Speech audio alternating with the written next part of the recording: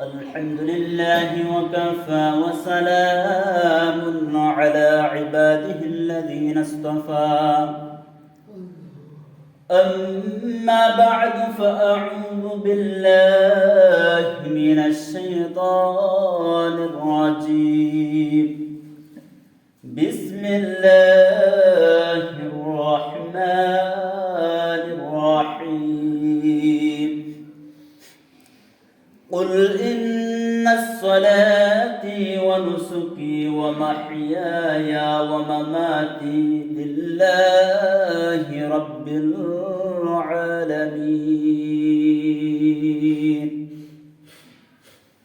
أو كما قال النبي صلى الله عليه وسلم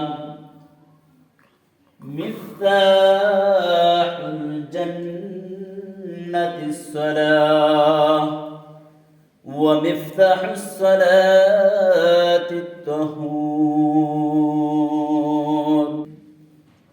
صدق الله المولانا العظيم وصدق رسوله النبي الكريم ونحن على ذلك لمن الشاهدين والشاكرين والحمد لله رب العالمين حمد بحد مرخدائے پاکے رو آنکھ عبادت مشتے کھاکے رو آنکھ در درد مدعو روح رو داد از طوفان جدعو نوح رو بلغ العلا بكماله كشف التجى بجماله حسنت جميع خصاله صلوا عليه وآله الحمد لله আল্লাহ তাআলার কাছে লাখ কোটি শুকরিয়া যে মহান রব্বুল আলামিন আমাদেরকে সুস্থতার সহিত আল্লাহর মসজিদে পবিত্র জুমার দিন আসার এবং বসার এবং কিছু কথা শোনার তৌফিক দান করেছেন সেই জন্য সকলেই দিল থেকে অন্তরস্থল থেকে সকলেই শুকরিয়া জ্ঞাপন করি আলহামদুলিল্লাহ। আল্লাহ রাব্বুল আলামিন আমার তেলাওয়াতকৃত আয়াতের মধ্যে বলেন قل إن صلاتي ونسكي ومحياي ومماتي لله رب العالمين الله رب العالمين ডাক দিয়া বলেন قل إن صلاتي হে নবী আপনি বলুন قل إن صلاتي আমার নিশ্চয় আমার নামাজ ونسكي ومحياي ومماتي لله رب العالمين নিশ্চয় আমার নামাজ আমার জান আমার কুরবানি যা কিছু আছে আমার জীবন আমার মরণ প্রত্যেকটা জিনিস একমাত্র আমি আল্লাহর জন্য হতে হবে। নামাজ কেবলমাত্র আল্লাহ তাআলার খুশি করার জন্য হতে হবে। কোন বান্দাকে যদি নামাজ দেখানোর উদ্দেশ্যে নামাজ পড়া হয়, আল্লাহর হাবিব সাল্লাল্লাহু আলাইহি ওয়াসাল্লাম বলেন মানুষকে দেখানো নামাজ এটা হলো মুনাফিকের আলামত। কিসের আলামত? মুনাফিকের আলামত। মুনাফিক আল্লাহর নবী সাল্লাল্লাহু আলাইহি ওয়াসাল্লাম মুনাফিকদের ব্যাপারে স্পষ্ট করে বলেন মুনাফিকরা মুসলমানদের যত ক্ষতি করেছে, মুসলমানদের যত ক্ষতিগ্রস্ত করেছে, কাফের বেঈমান মুশরিক ইহুদি খ্রিস্টানরাও এই পরিমাণ এই মুনাফিকদের মতো ক্ষতিগ্রস্ত করতে পারে না।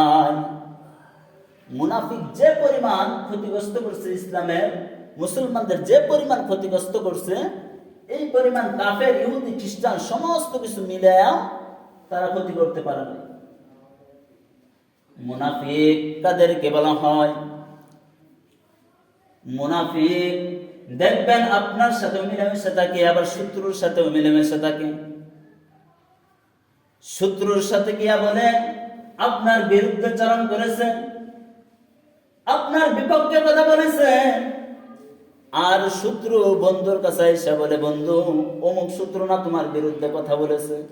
মুনাফিকের কাজ হলো ঝগড়া লাগায় দেওয়া, ফিতনা বাজাত লাগায় দেওয়া। নবী সাল্লাল্লাহু আলাইহি ওয়াসাল্লাম বলেন, কাফা বিল মারই কাযিবান আন ইউহাদ্দিসা বিকুল্লি মা সামি'a।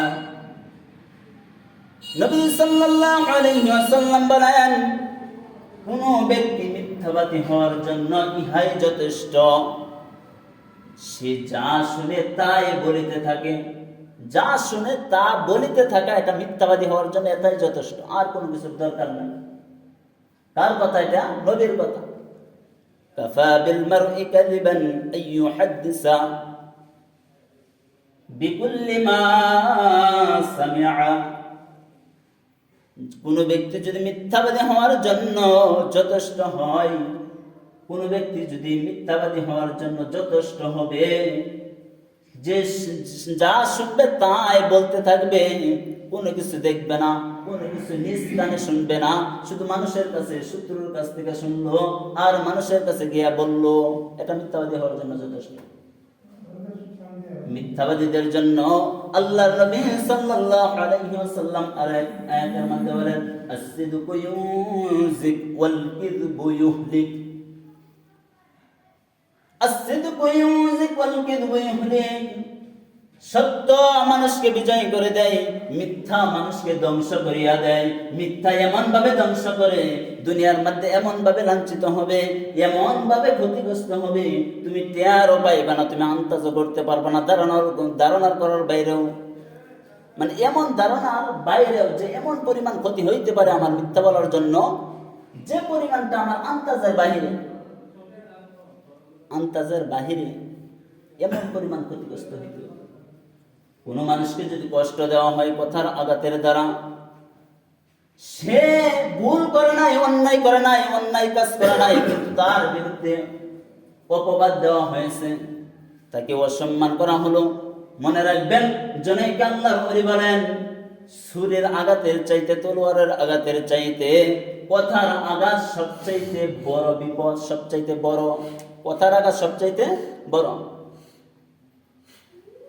কথার আঘাত যদি কোনো মানুষকে দেওয়া হয়, কোনো গরিব মিসকিনদেরকে যদি দেওয়া হয়, চাই সে যে কোনো ধরনের মানুষ হোক না কেন, কথার আঘাত যদি দেওয়া হয়, এই মানুষটা কিয়ামত পর্যন্ত, এমনকি কিয়ামতের পরে আল্লাহর কাছে গিয়া বলবে, আল্লাহ এই মানুষটা না আমাকে কথার দ্বারা আঘাত করেছে। মুখের কথার কোনো দাম নাই ভাই।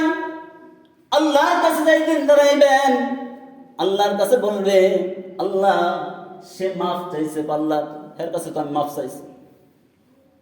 আচ্ছা বলেন তো, আপনাদের কাছে প্রশ্ন রাখলাম, ছুরি গলার মধ্যে ধরিয়া ডাকাতের মতো কি ছুরি গলার মধ্যে লাগাই রাখছে, এখন আপনার কাছে আবার বলতেও আছে যে ভাই তোমার কাছে তো আমি কোনো ক্ষতি করি নাই, উত্তর দিছি না, গলার মধ্যে খালি ধরছি, ক্ষতি তো করি নাই, অতএব আমার মাফ করে দেব। এখন বেচারা দেখতেছে, যদি মাফ না করি তাহলে তো ছুরিটা মাইরা লাগবে, আমরা তো মেরে ফেলবে, আমার হত্যা করে ফেলবে। এখন বাঁচার জন্য, কারণ জান বাঁচানো খরচ, একটা কথা আছে না, জান বাঁচানো কি খরচ, এখন জান বাঁচানোর জন্য, ইজ্জত বাঁচানোর জন্য এখন বলতেছে ঠিক আছে মাফ করে দিল। আচ্ছা বলেন তো আপনারা, এটা কি মন থেকে মাফ হলো না মুখ থেকে মাফ হলো? মুখ থেকে। আর এই মাফ কি মানে সঠিকভাবে মাফ হইলো এটা? আর এই মাফ কি আল্লাহর কাছে গিয়া ধরা পড়তে পারবে? আল্লাহর কাছে গিয়া বলতে পারবে? বলতে পারবে। এই জন্য নবী সাল্লাল্লাহু আলাইহি ওয়াসাল্লাম স্পষ্ট করে বলেন, সত্য মানুষকে চূড়ান্ত বিজয় করে দেয়, মিথ্যা মানুষকে ধ্বংস করিয়া দেয়। হযরত আবু হুরায়রা রাদিয়াল্লাহু তাআলা আনহু থেকে হাদিস আসছে, নবী সাল্লাল্লাহু আলাইহি ওয়াসাল্লাম বলেন, কোন মানুষ যদি নিজের কানে দেখে নাই, নিজের কানে শুনে নাই, নিজ চোখে দেখে নাই, কিন্তু অপরের কাছে গিয়া বদনাম ছড়াইতেছে, যেরকম নাকি নবী সাল্লাল্লাহু আলাইহি ওয়াসাল্লামের যুগে মুনাফিকের দল, একদল মুনাফিক, যারা বাজারে, হাটে বাজারে, চায়ের দোকানে, ব্যবসার দোকানে গিয়া নবীজির বিরুদ্ধে কথা বলতো, সাহাবীদের বিরুদ্ধে কথা বলতো, শত্রুর কানে কানে গিয়া পৌঁছায় দিত, কোন জায়গায় কোন অবস্থায় যুদ্ধ করবে সবকিছু শত্রুর কাছে গিয়ে পৌঁছায় দিত। আর এই পৌঁছায় দেওয়ার কারণে শত্রুরা মানে যুদ্ধের মধ্যে মুসলমানদেরকে পরাজিত করতেছে।